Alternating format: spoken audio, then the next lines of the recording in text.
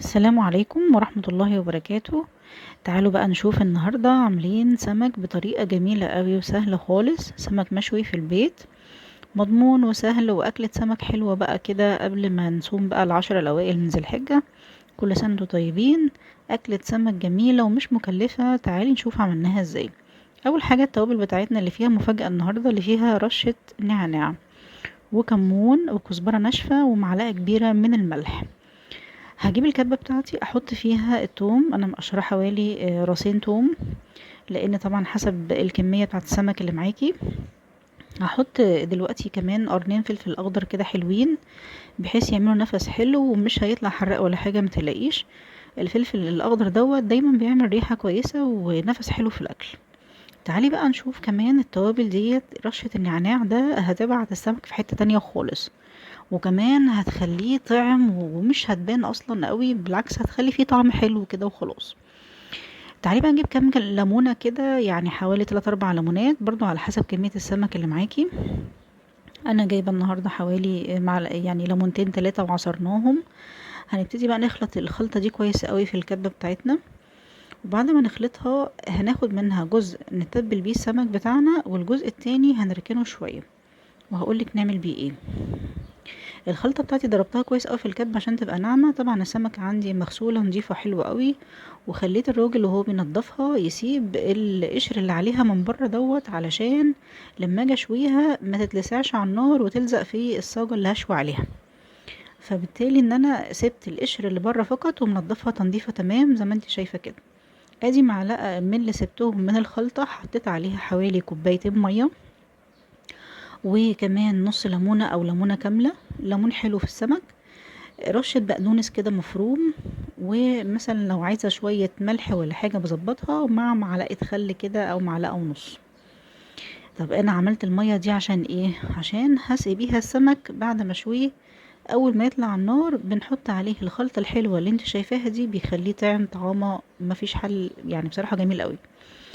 انا جبت جزء تاني من السمك متنضف عادي خالص، وهعمله النهارده برضو بطريقه جميله قوي. يعني الفيديو بتاعنا فيه طريقتين للسمك، الطريقه ديت حلوه قوي.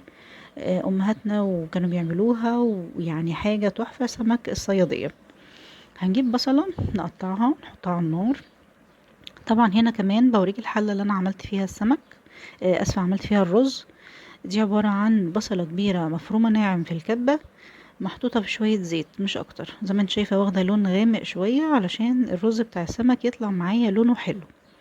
والصينية هعمل فيها صلصة بالبصل فقط للسمك بتاعي اللي هقليه. يبقى دلوقتي طريقتين معانا، الطريقة الأولانية أنا هشوي السمك، والطريقة التانية اللي هعمله صيادية.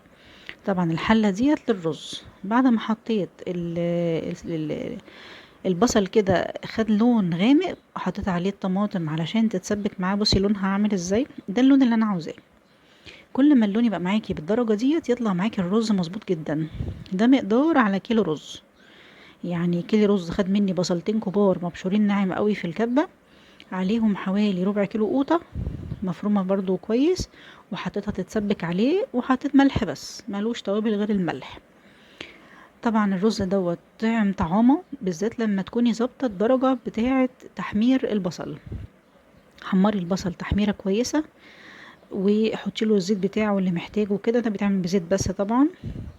وقلبي بقى الرز تقليبه حلوه كده، واديله الميه بتاعته، ميه مغليه. مثلا لو الكيلو عامل 4 كوبايات رز، يبقى عليهم 4 كوبايات ميه. ميه طبعا مغليه، يعني ميه تبقى بتغلي. هتديكي نتيجه تحفه قوي، رز هيطلع مفلفل وتحفه، وهوريهولك برضو لما يطلع. اديله بقى التقليبه التمام كده، بحيث الميه تروح في كل حته كده، وكل رزيه تتشرب بقى من الخلطه. بصي لون الميه عامل ازاي، تحفه، جميل جميل جميل. الصينيه بتاعتي خلاص بقى فيها طماطم اهيت اللي حطيناها على البصل، بتبلها بقى بشويه ملح وشويه كمون، ملح وكمون فقط. الفلفل الاسود ما دخلتوش هنا ليه؟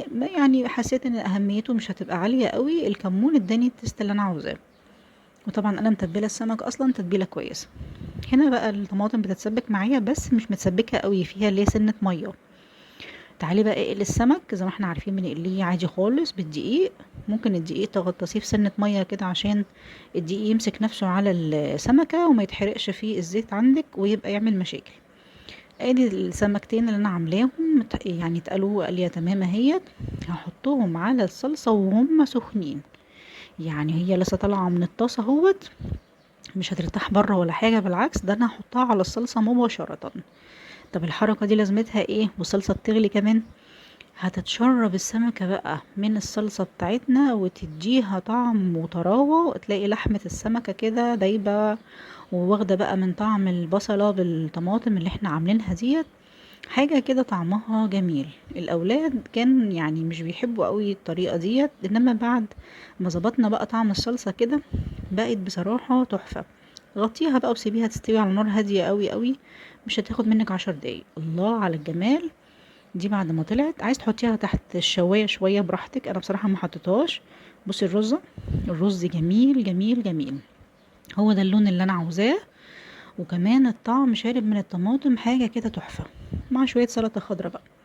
وادي بقى السمك المشوي، هقولك شويناه ازاي. طبعا تحفة. صاجة على النار، انا شويته على البوتاجاز من فوق بصراحة، خليت الصاجة تسخن قوي وحطيت عليها السمك بتاعي. عايزة تحطيه في الفرن عادي خالص، اول ما بيطلع من عليها بس ايه بالخلطة الحلوة اللي عملناها في الاول، اللي هي عبارة عن جزء من خلطة السمك على شوية مية وشوية خل وليمون وبقدونس مفروم. عايزة تزودي جزر ماشي، تزودي مثلا فلفل تاني براحتك، بصلة. ألف هنا وشفا، جميل جميل جميل، جربيه.